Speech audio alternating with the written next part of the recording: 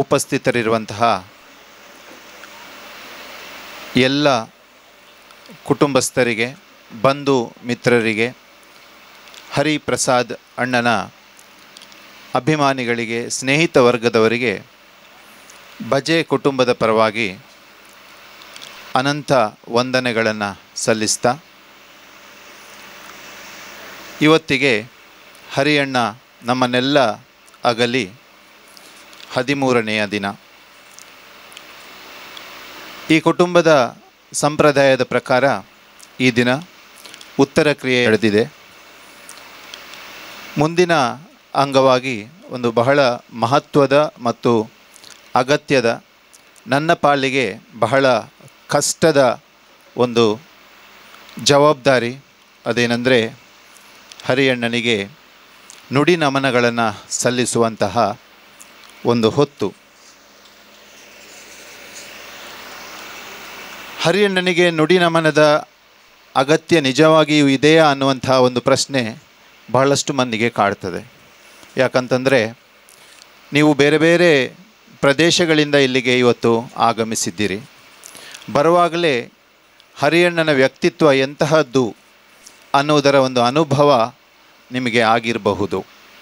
ದಾರಿಯುದ್ದಕ್ಕೂ ಕಂಡು ಬಂದಂತಹ ಬೃಹತ್ ಗಾತ್ರದ ಆ ಕಟೌಟ್ಗಳು, ಅದರಲ್ಲಿ ಬರೆದಂತಹ ವಾಕ್ಯಗಳು, ಇದೆಲ್ಲವನ್ನು ನೋಡುವಾಗ ಹರಿಯಣ್ಣ ಏನು, ಅವರ ವ್ಯಕ್ತಿತ್ವ ಏನು ಅನ್ನುವುದರ ಒಂದು ಅನುಭವ, ಕೆಲವು ಪ್ರಶ್ನೆಗಳು ನಿಮ್ಮ ಮನಸ್ಸಿನಲ್ಲಿ ಈಗಾಗಲೇ ಹುಟ್ಟಿರಬಹುದು. ನಾನು ಅನೇಕ ಬಾರಿ ಈ ಭಾಗದಲ್ಲಿ ಈ ಸಾರಿ ಓಡಾಡುವಂಥ ಪ್ರಮೇಯ ಬಂದಾಗ ಸುಮಾರು 10 ಕಿಲೋಮೀಟರ್ ದೂರದಿಂದಲೂ ನೋಡುವಾಗಲೂ ಕೂಡ ಹರಿಯಣ್ಣನ ಕಟೌಟ್ಗಳನ್ನು ನಾನು ನೋಡಿದೆ. ಅದರ ಕೆಳಭಾಗದಲ್ಲಿ ಬರೆದಂತಹ ಆ ಹೆಸರುಗಳನ್ನು ನೋಡುವಾಗ ಅದರಲ್ಲಿ ಸಮಾಜದ ಕಟ್ಟ ಕಡೆಯ ಒಬ್ಬ ವ್ಯಕ್ತಿಯಿಂದ ತೊಡಗಿಸಿಕೊಂಡು ಸಮಾಜದ ಅತ್ಯಂತ ಪ್ರತಿಷ್ಠಿತ ಮನೆತನಗಳು ಕೂಡ ಅವರಿಗೆ ಶ್ರದ್ಧಾಂಜಲಿಯನ್ನು ಸಲ್ಲಿಸಿದ್ದನ್ನು ನಾನು ಗಮನಿಸಿದ್ದೇನೆ. ಒಬ್ಬ ವ್ಯಕ್ತಿಯ ಬದುಕಿನ ಸಾರ್ಥಕತೆಯನ್ನು ನಾವು 2 ಆಯಾಮಗಳಲ್ಲಿ ನೋಡಬಹುದು ಅಂತ ಹೇಳ್ತಾರೆ. ಒಂದನೆಯದು ಆ ವ್ಯಕ್ತಿ ಜೀವಿತ ಕಾಲದಲ್ಲಿ ಮಾಡಿದಂತಹ ಸಾಧನೆಗಳು, ಮತ್ತೊಂದು ಆ ವ್ಯಕ್ತಿ ಜೀವಿತ ಕಾಲದಲ್ಲಿ ನಡೆದುಕೊಂಡ ಅಥವಾ ತೋರಿಸಿಕೊಟ್ಟಂತಹ ಕೆಲವು ಅವನ ವೈಯಕ್ತಿಕವಾದಂತಹ ಗುಣ ಸ್ವಭಾವಗಳು. ಇವತ್ತು ಹರಿಯಣ್ಣನ ವಿಚಾರಕ್ಕೆ ಬಂದಾಗ ಅವರ ಸಾಧನೆ ಅದು ಶಿಖರಪ್ರಾಯವಾದದ್ದು, ಆದರೆ ಅವರ ಸ್ವಭಾವ ಅದಕ್ಕಿಂತಲೂ ಮೀರಿದ್ದು, ಅದು ಪರಿಮಿತಿಯ ಬೌಂಡರಿಯಿಂದ ಆಚೆಗೆ ಇರುವಂತಹ ಅವರ ಗುಣ ಸ್ವಭಾವಗಳು ಮತ್ತು ಅವರ ಚಿಂತನೆಗಳು. ನನಗೆ ಅವರ ಸಾಧನೆಗಳನ್ನು ಇಲ್ಲಿ ಹೇಳಬೇಕಾ, ಅವರ ಸ್ವಭಾವದ ಬಗ್ಗೆ ಹೇಳಬೇಕಾ ಅನ್ನೋದೇ ಒಂದು ರೀತಿಯ ಗೊಂದಲದಲ್ಲಿದ್ದೇನೆ. ನನಗೆ ಬಹಳಷ್ಟು ಕಾಡುವಂಥದ್ದು ಅವರ ಚಿಂತನೆಗಳು ಮತ್ತು ಅವರ ಸಾಧನೆಗಳು. 1973 ಡಿಸೆಂಬರ್ 12ಕ್ಕೆ ಅವರು ಪಡುಪಾಲ್ಜಾಲ್ ಕುಟುಂಬದ ಶ್ರೀಮತಿ ಸಿರಿಯಮ್ಮ ಮತ್ತು ಪೇರಿಗುತ್ತು ಪಡುಪಾಲ್ಜಾಲ್ ಗುತ್ತು ಮತ್ತು ಪೇರಿಗುತ್ತು ಮನೆತನದ ಶ್ರೀಯುತ ಬಾಬು ಪೂಜಾರಿ ಇವರ ಕೊನೆಯ ಮಗನಾಗಿ ಅವರ ಜನನ ಆಗ್ತದೆ.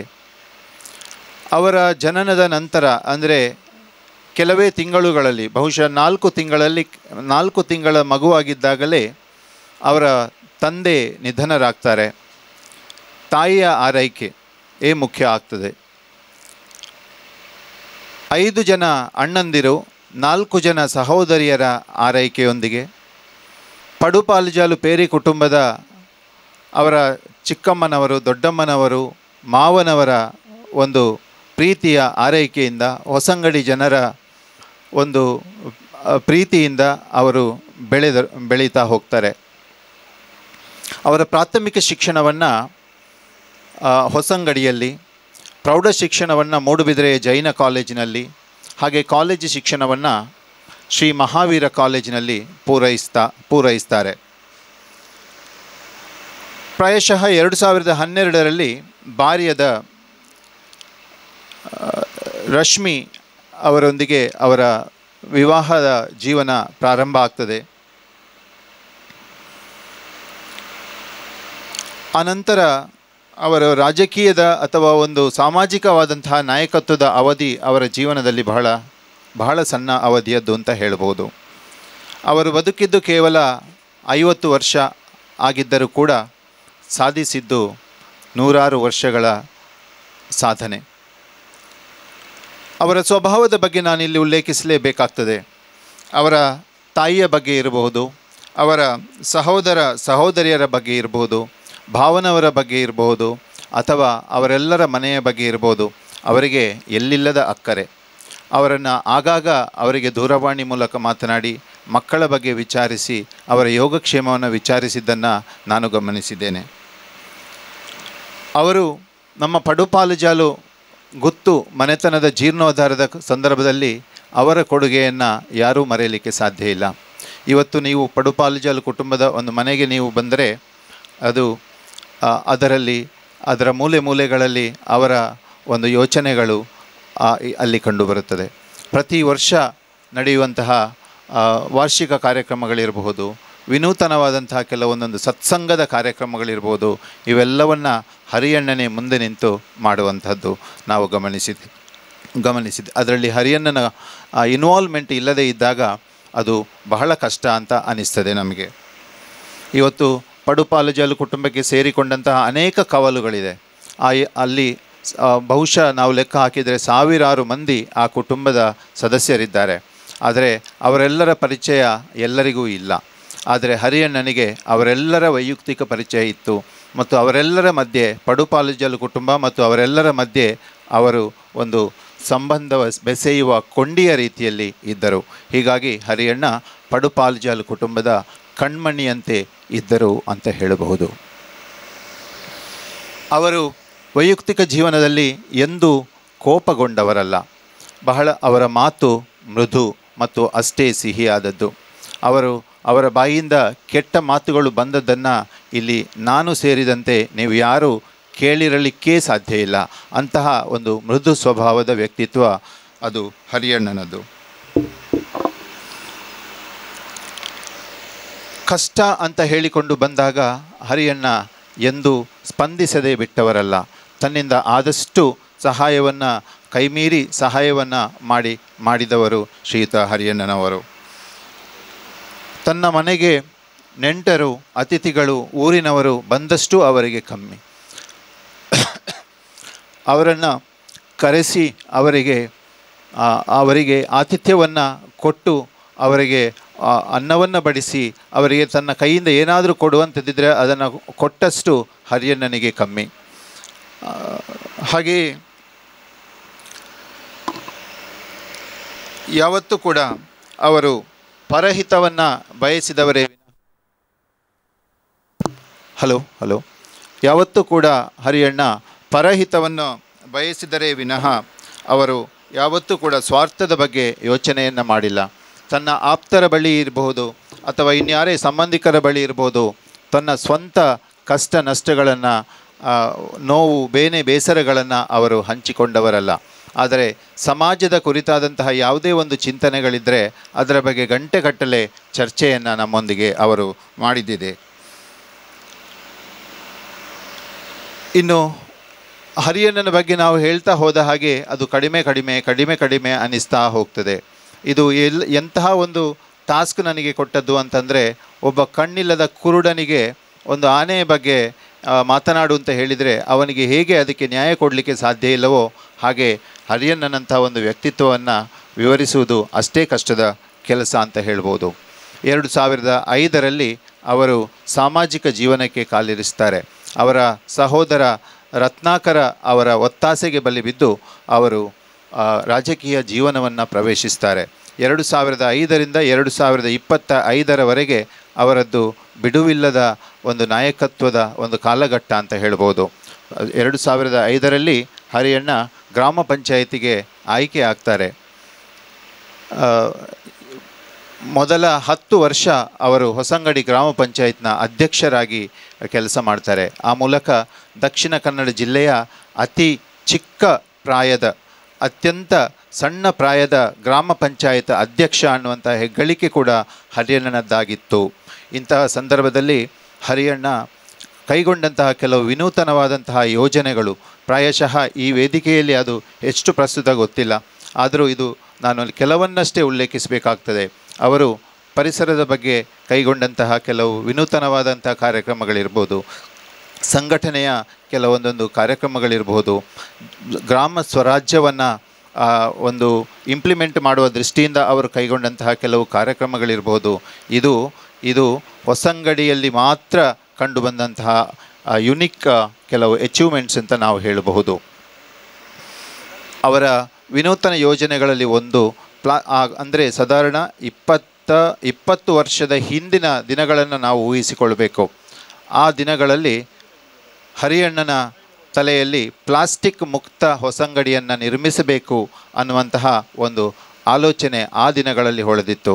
ಆದರೆ 20 ವರ್ಷದ ಹಿಂದೆ ಈ ಸ್ವಚ್ಛ ಪರಿಸರದ ಅಥವಾ ಒಂದು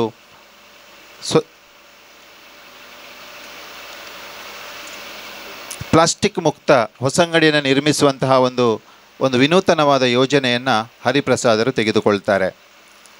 ಇದರ ಅಂಗವಾಗಿ ಯಾರಿಗೂ ಊಹಿಸಲಿಕ್ಕೆ ಸಾಧ್ಯವಿಲ್ಲದ ಹಾಗೆ ಅವರು ಪ್ಲಾಸ್ಟಿಕ್ ಸೌಧ ಅನ್ನುವಂತಹ ಒಂದು ಪರಿಕಲ್ಪನೆಯಲ್ಲಿ ಅಲ್ಲಲ್ಲಿ ಪ್ಲಾಸ್ಟಿಕ್ಗಳನ್ನು ಕಲೆಕ್ಷನ್ ಮಾಡುವಂತಹ ಒಂದು ವಿನೂತನ ಯೋಜನೆಯನ್ನು ಅವರು ಹಾಕಿಕೊಳ್ತಾರೆ. ಇದನ್ನು ಶಾಲೆಗಳಲ್ಲಿ ಗ್ರಾಮದ ಮೂಲೆಗಳಲ್ಲಿ ಇದನ್ನು ಪ್ರಚಾರ ಮಾಡ್ತಾರೆ ಮತ್ತು ಅದರಲ್ಲಿ ಅವರು ಯಶಸ್ವಿ ಕೂಡ ಆಗ್ತಾರೆ.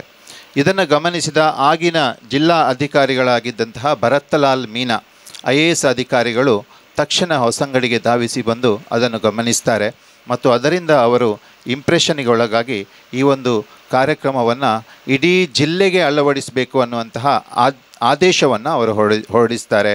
ಮತ್ತು ಇವತ್ತು ಪರಿಸರದ ಬಗೆಗಿನ ಅಭಿಯಾನಗಳು ದೇಶದಾದ್ಯಂತ ನಡೀತಾ ಇರುವ ಸಂದರ್ಭದಲ್ಲಿ ಮೊದಲ ಬಾರಿಗೆ ಅಂತಹ ಯೋಚನೆಗಳು ಹೊಸಂಗಡಿಯಲ್ಲಿ ಹೊಳೆದಿತ್ತು ಅನ್ನುವುದನ್ನು ನಾವಿಲ್ಲಿ ಗಮನಿಸಬೇಕು. ಇವರ ವಿನೂತನವಾದ ಸೃಜನಶೀಲವಾದಂತಹ ಯೋಚನೆಗಳನ್ನು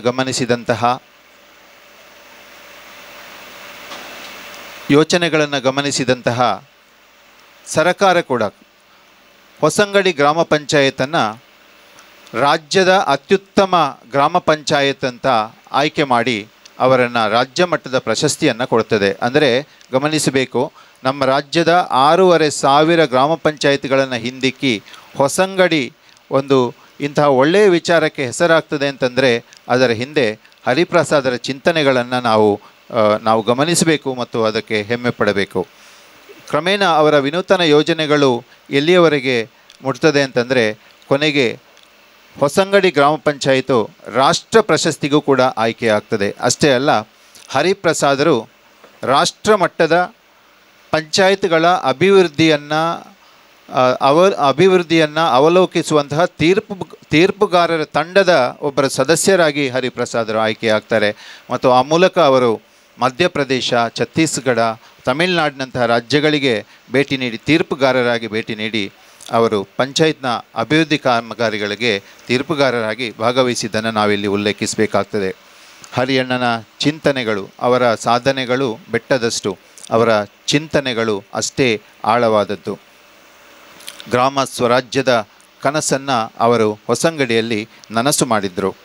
ಜನರ ಗ್ರಾಮ ಸ್ವರಾಜ್ಯ ಅಂದರೆ ಅದು ದೇಶ ಕಟ್ಟುವಂತಹ ಒಂದು ಪ್ರಯತ್ನ. ದೇಶವನ್ನು ಕಟ್ಟಬೇಕು ಅಂತಂದರೆ ಅದು ಒಂದು ಗ್ರಾಮವನ್ನು ಕಟ್ಟುವ ಮೂಲಕ ಮಾಡಬಹುದು.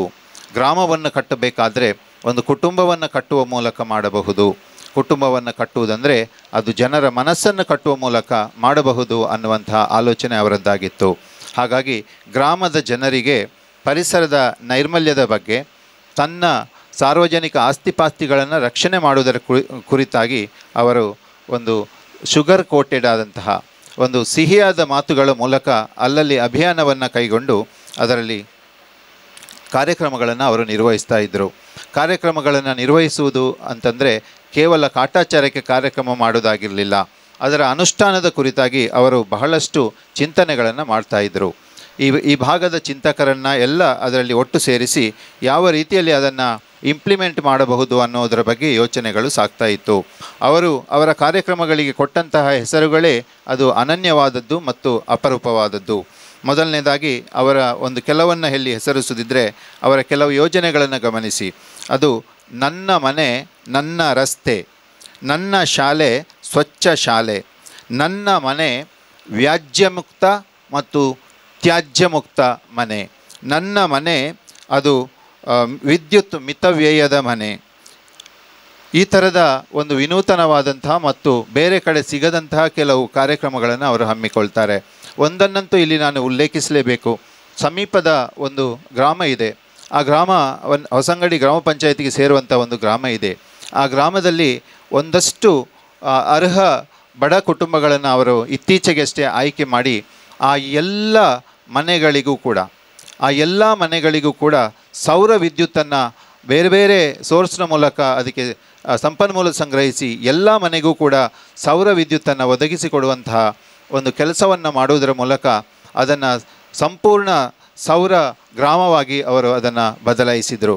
ಇದಕ್ಕಾಗಿಯೇ ಏನೋ ಒಂದು ನಾಡಿನ ಈ ಭಾಗದ ಒಂದು ಪ್ರಮುಖ ಪತ್ರಿಕೆ ಅವರನ್ನು ಹರಿಕಾರ ಅನ್ನುವ ಹೆಸರಿನಲ್ಲಿ ಕರೆಯಿತು. ಹರಿಕಾರ ಅಂದರೆ ಒಂದು ಬದಲಾವಣೆಯನ್ನು ತಂದವನು ಅನ್ನುವ ಕಾರಣಕ್ಕಾಗಿ ಇರಬಹುದು. ಇದರಿಂದಾಗಿ ಯಾರೋ ಹೇಳ್ತಾ ಇದ್ದರು, ಅಲ್ಲಿ ಹೋಗುವಾಗ ಶ್ರೀಮಂತರ ಮನೆಗಳಲ್ಲಿ ಕರೆಂಟ್ ಹೋಗಿ ಅದು ಕತ್ತಲಾದಾಗ ಬಡವನ ಮನೆಯಲ್ಲಿ ಸೂರ್ಯನ ಬೆಳಕು ಉದಯಿಸ್ತಾ ಇತ್ತು ಅನ್ನುವಂಥದ್ದು. ಸೊ ಇಂತಹ ಆಲೋಚನೆಗಳಿಗೆ ಬಹುಶಃ ಇಲ್ಲಿನ ಜನ ಕಣ್ಣೀರಾಗಿದ್ದಾರೆ ಅಂತ ನಾನು ಭಾವಿಸ್ತೇನೆ. ಇವತ್ತು ಅವರು ಹೆಚ್ಚು ಸಂಘಟನೆಗಳಲ್ಲಿ ತೊಡಗಿಸಿಕೊಳ್ಳಿಕ್ಕೆ ಬಯಸ್ತಾ ಇರಲಿಲ್ಲ. ಫ್ರೆಂಡ್ಸ್ ಕ್ಲಬ್ನಲ್ಲಿ ಅವರು ಅತ್ಯಂತ ಸಕ್ರಿಯವಾಗಿದ್ದರು.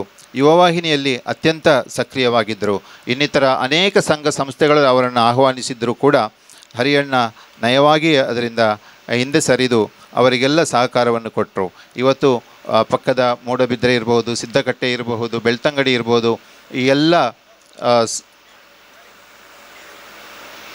ಈ ಎಲ್ಲ ಊರಿನ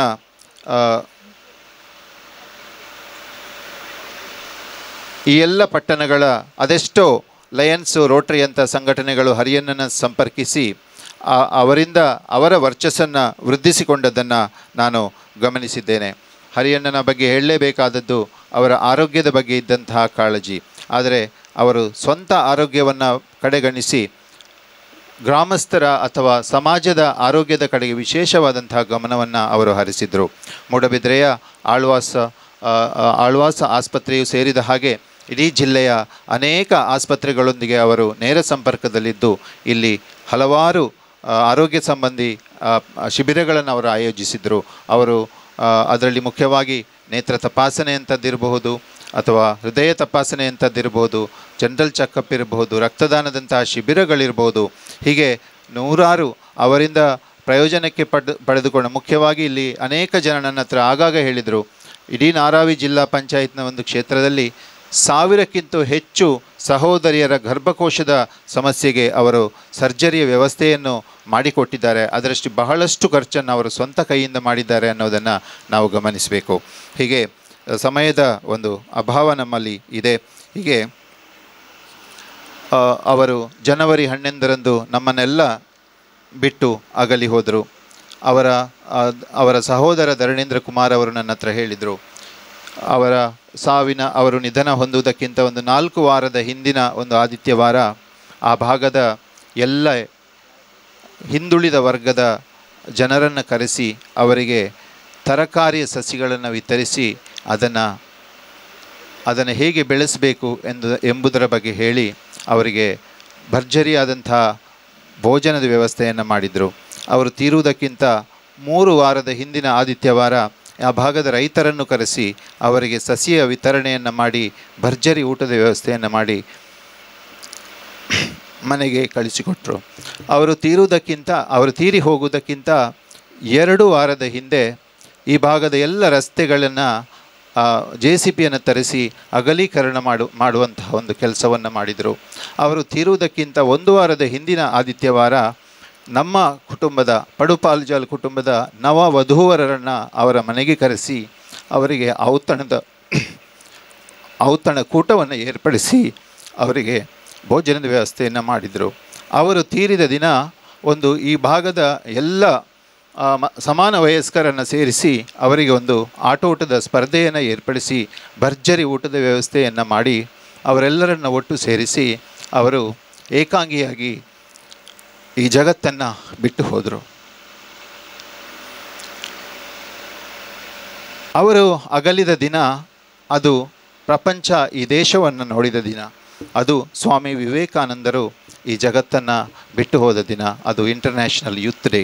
ಆ ದಿನ ಈ ಯುವಕರನ್ನೆಲ್ಲ ಒಟ್ಟು ಸೇರಿಸಿ ಅವರು ನಿರ್ಗಮಿಸಿದರು. ಆದರೆ ಇಲ್ಲಿ ಹರಿಯಣ್ಣ ಇವತ್ತು ಭೌತಿಕವಾಗಿ ನಮ್ಮನ್ನು ನಿರ್ಗಮಿಸಿರಬಹುದು, ಆದರೆ ಅವರು ಬಿಟ್ಟು ಹೋದಂತಹ ಚಿಂತನೆಗಳು, ಪರಿಸರದಲ್ಲಿ ಅವರು ಬೆಳೆಸಿದಂತಹ ಸಾವಿರಾರು ಸಸ್ಯ ಸಂಪತ್ತು, ಇದು ನಮ್ಮಲ್ಲಿ ಯಾವತ್ತೂ ಜೀವಂತವಾಗಿ ಇರ್ತದೆ. ನಮ್ಮ ಮಕ್ಕಳ ಮನಸ್ಸಿನಲ್ಲಿ ಹರಿಯಣ್ಣನ ವ್ಯಕ್ತಿತ್ವವನ್ನು ನಾವೆಲ್ಲರೂ ಬಿತ್ತಿ ಬೆಳೆಸೋಣ. ಆ ಮೂಲಕ ಸ್ವಸ್ಥ ಸಮಾಜವನ್ನು ಮತ್ತೆ ನಿರ್ಮಿಸೋಣ ಅನ್ನುವಂತಹ ಮಾತನ್ನು ಹೇಳಿ ಅವರಿಗೆ ನಿಮ್ಮೆಲ್ಲರ ಪರವಾಗಿ ಪ್ರಾಂಜಲ ಮನಸ್ಸಿನ ಶ್ರದ್ಧಾಂಜಲಿಯನ್ನು ನಾನು ಸಲ್ಲಿಸ್ತಾ ಇದ್ದೇನೆ.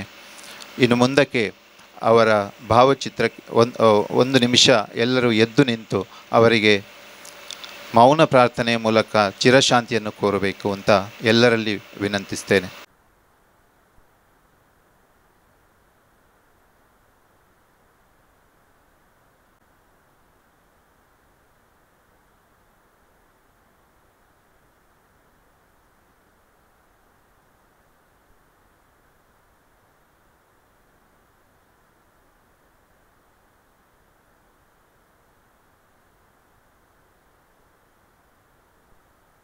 ಇದೆ, ಅದನ್ನು ಕೂಡ ಸ್ವೀಕರಿಸಬೇಕು ಅಂತ ತಮ್ಮೆಲ್ಲರ ಪರವಾಗಿ ವಿನಂತಿಸ್ತೇನೆ. ವಂದನೆಗಳು.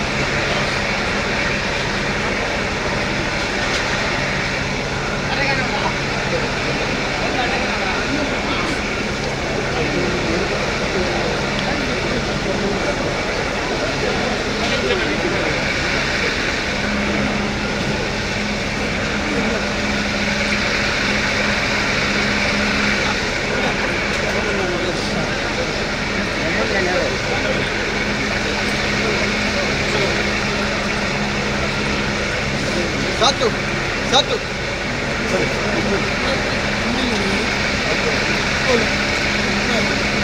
Sudah letak.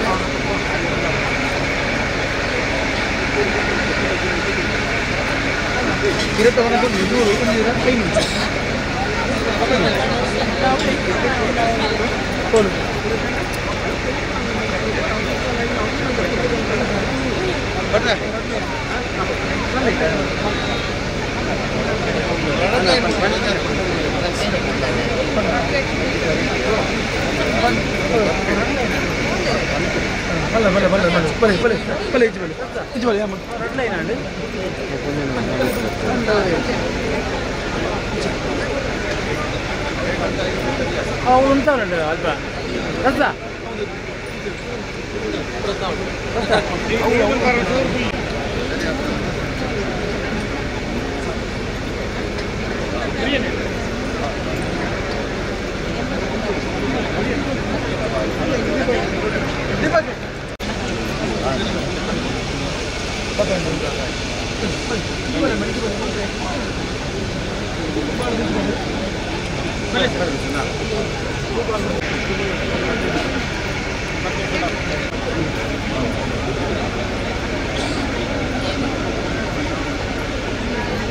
పోయి పోయి చూడదాం పోయి చూడదాం పోయి చూడదాం పోయి చూడు చూడు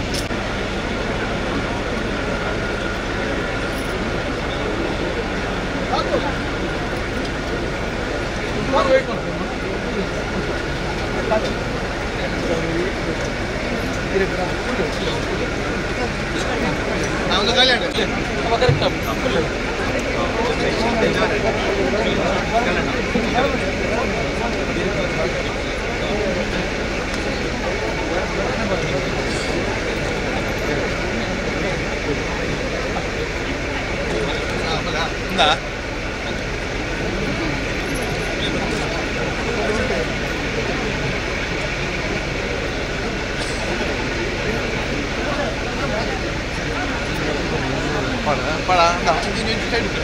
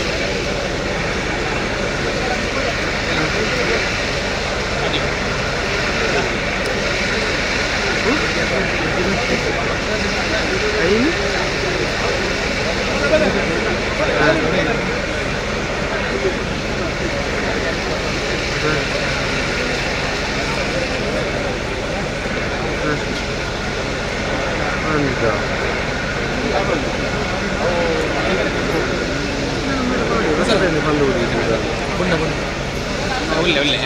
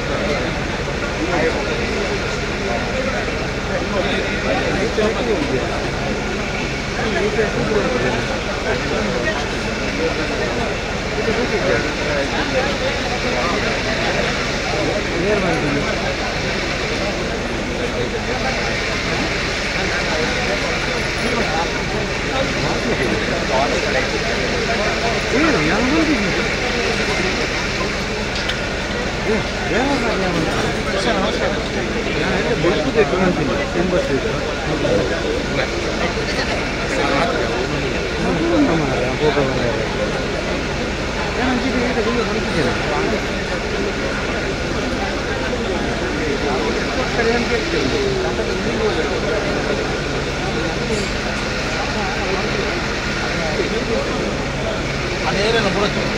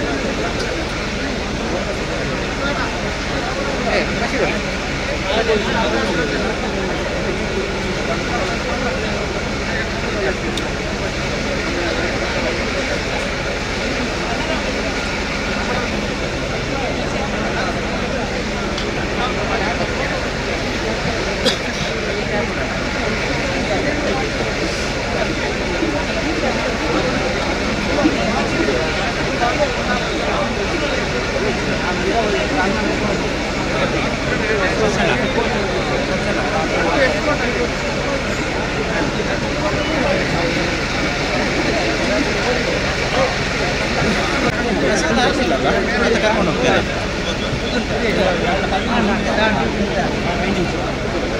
ಒಟ್ಟು ಕುಲ್ಕ ಬಂಡೆ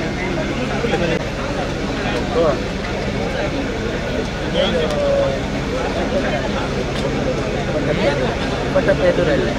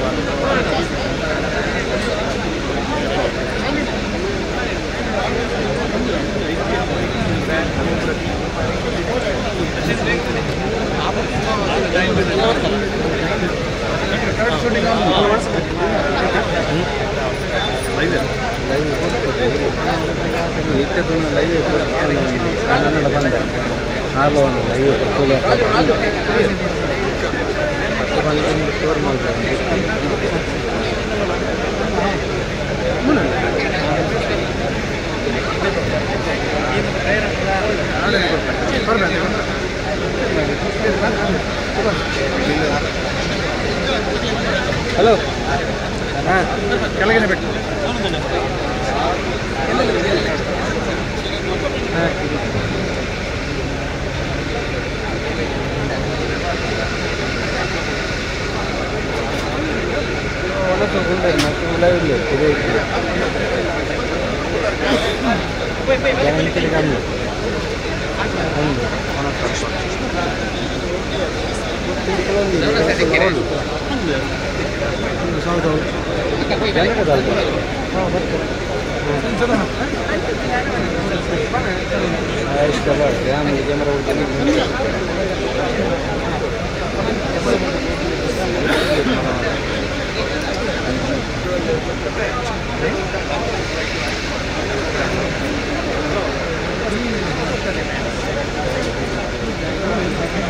ಸ್ವಾರ್ಥ ಒಂದೊಂದಿಗೆ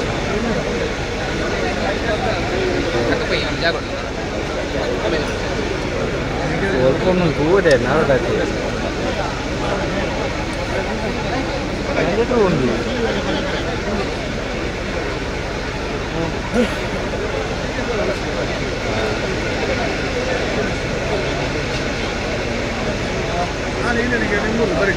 ಅರೆ ಇದೆ ಕನಗಾಗ್ತದೆ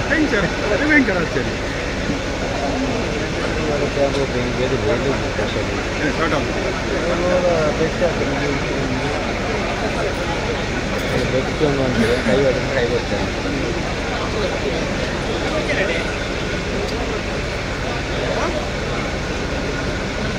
ಫುಲ್ಲು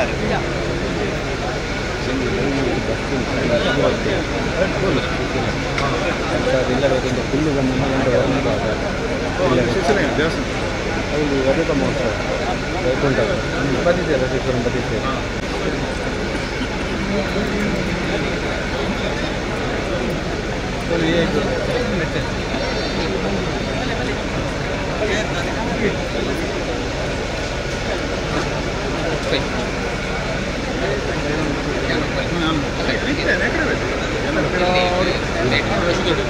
ಒಂದೇ ಕುಟುಂಬ